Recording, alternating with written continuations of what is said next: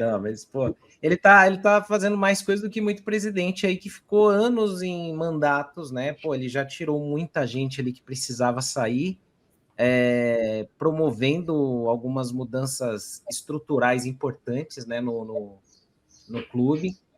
Se a gente for ver ali, por exemplo, uma delas que acontece agora, né? Eu até mudei aqui o slide, é a saída do diretor de comunicação do São Paulo, que aconteceu ontem, né? Então, a tarde de ontem, né, o torcedor São Paulino teve essa informação, né, da saída desse dirigente, né, desse diretor que já estava há algum tempo, né? E assim, falando bem sinceramente, né, sim, não tinha uma boa, como é que eu vou dizer? Não tinha uma boa,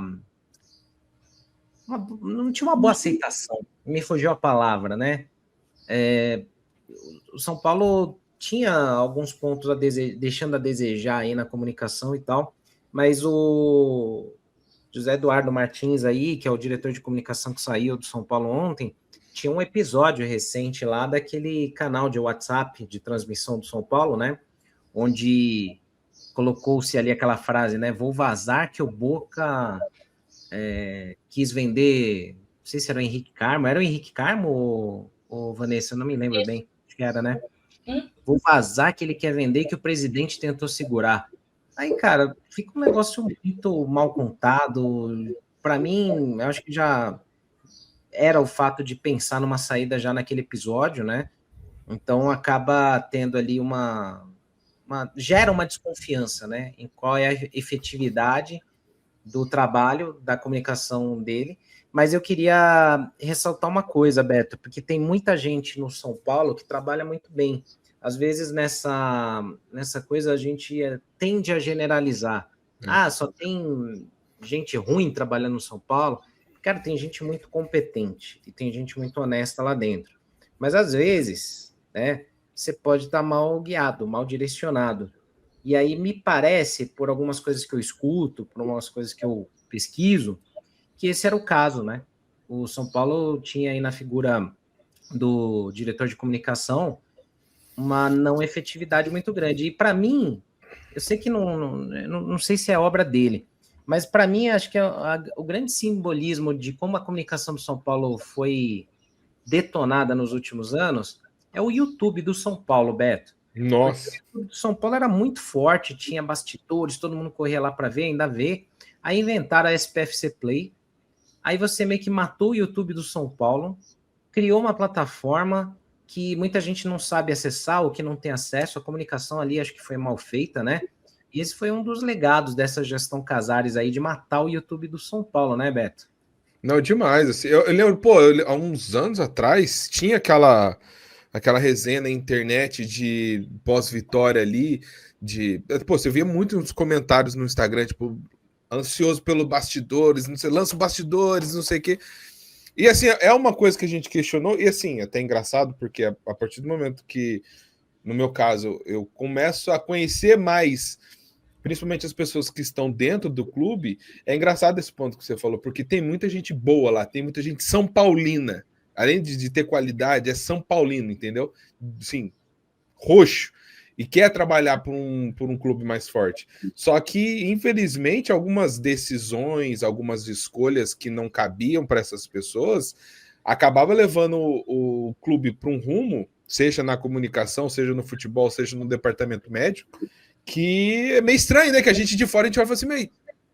Né? E falando, por exemplo, desse assunto do YouTube, parece meio burro, né? Vamos falar a verdade, assim, parece uma escolha muito burra de se fazer, né? Eu sei que tem um lado de falar, pô, a gente quer ter essa plataforma da SPFC Play aqui, e eu conheço o pessoal que trabalha nessa plataforma, e eles estão tentando fazer, sabe, acontecer, mas, cara, é muito complicado, assim. A gente tem a facilidade hoje no YouTube, você pega as transmissões de jogos como o Casé TV, você pega a Globo fazendo um movimento para ter um canal no YouTube, porque pela facilidade, pela praticidade, porque meio que tá todo mundo aqui. É muito mais fácil. Você clica, às vezes você já tá no YouTube vendo alguma outra coisa, e aí o cara que é São Paulino, né? O São Paulo lança o vídeo de bastidores, lança o vídeo de anúncio, lança o vídeo de qualquer coisa. Às vezes o cara já tá no YouTube, ele já vê. O cara não vai entrar no aplicativo, sabe? Então é complicado, é até engraçado.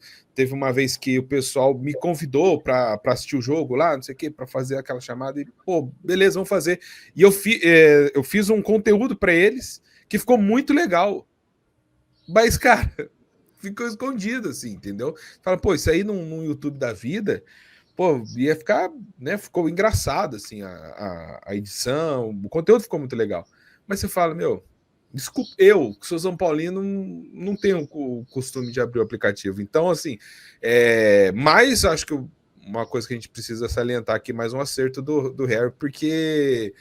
E também de bastidores que a gente escuta esse setor. E é engraçado que, de certa forma, isso influenciava, eu acho, o time, assim, vamos dizer, sabe? Dentro do campo, não sei, mas essa fofoquinha que sai, né? Principalmente essa fofoquinha, quando sai alguma coisa falando de técnico, por exemplo, isso pode pegar dentro do time. Então, eu acho que foi uma boa movimentação do nosso querido Harry Macis aí no mercado. Isso acaba sendo uma boa, porque é o que eu falo, né, Van? Eu, assim, particularmente, eu conheço algumas pessoas que, assim, no mercado como um todo, às vezes a pessoa, pô, é bem intencionada, trabalha de forma honesta, é competente, mas ela fica minada porque tem um chefe ruim. Muitas vezes isso acontece. Já tive a oportunidade de trabalhar em alguns lugares que era assim, eu via colegas meus desesperados querendo fazer alguma coisa e o chefe virava e falava, não vai funcionar, esquece isso aí. E sem embasamento nenhum. E aí me dá essa impressão que no São Paulo é assim também, cara, porque eu sei que tem muita gente lá que trabalha bem pra caramba, que não por amizade só, mas porque eu sei que também nas poucas vezes que a arquibancada precisou acessar, ou precisou de alguma ajuda ali para alguma logística, alguma questão, tem pessoas da comunicação que são assim sensacionais ali, que ajudam muito a gente. Então eu espero uma nova era ali. Tem que mudar ainda, né? Tem mais, pelo menos de um incompetente que eu lembro muito que está lá dentro, que é um cara que, além de incompetente, eu já reclamei aqui de assédio moral, não para mim, mas com uma pessoa da nossa equipe, e que aí eu gostaria muito que saísse também, porque a pessoa que não tem educação, que não sabe lidar com pessoas, para mim, não merece respeito, né? Mas que tenho fé que ainda sairá de lá. Mas, assim, já é alguma mudança, né? E aí, dentro dessas modificações, né, a gente já acumula aí o impeachment do Casares, a saída do Márcio Carlomagno, o Dedé, que está em outra investigação policial, agora o José Eduardo Martins, e parece que vem mais mudanças em Cotia também, né, Van? Então tem uma limpa que está sendo feita ali. Você acha que isso, de repente, ajuda o São Paulo a reencontrar o seu caminho? E eu, com certeza, Senna, porque a gente às vezes espera mudanças muito grandes, mas eu acho que o São Paulo tem feito mudanças pequenas e grandes que no final vai dar em algo bom, eu acredito. E assim, todos os setores do São Paulo são importantes, né? Todos. Mas assim, o da comunicação é muito importante. E eu acho assim, se ele for conduzido de maneira totalmente. Não sei nem a palavra, mas não é irresponsável, mas de maneira. Ai, não sei. Não sei usar a palavra para não me comprometer, mas de maneira errada, vamos dizer, de maneira equivocada, talvez, isso pode ser muito prejudicial para o clube de uma maneira geral, porque a comunicação interfere em todos os sentidos, em como o clube se comunica com o torcedor, em como o clube se comunica com a imprensa, e como o clube se comunica de uma maneira geral com todo mundo. Então, se o setor de comunicação for complicado, todo o resto será também. Então, eu acho que, além do lance do SPFC Play, é uma coisa que aconteceu recentemente. Eu estava fazendo um documentário aqui para a Arquibancada sobre a Copinha. Aí eu fui procurar os bastidores da Copinha do ano passado, que a gente foi campeão, sabe? Tipo, pô, mó legal os bastidores. Procurei, virei no YouTube, falei, não é possível que não tenha os bastidores da Copinha. Você acha que o São Paulo não teria feito? Aí que me caiu a ficha. Colocaram somente no aplicativo. Então, cara, e assim, a gente tem que pensar em facilitar. Porque assim, eu não sei qual que é a diretriz de dentro do São Paulo para promover o aplicativo. Eles devem ter algum motivo para poder... E assim, existem meios para fazer isso, só que vai ser uma coisa mais lenta. Só que assim, acho que a pior atitude possível foi tirar os conteúdos do YouTube jogando para lá. Porque acho que o objetivo de tudo é facilitar a vida do torcedor.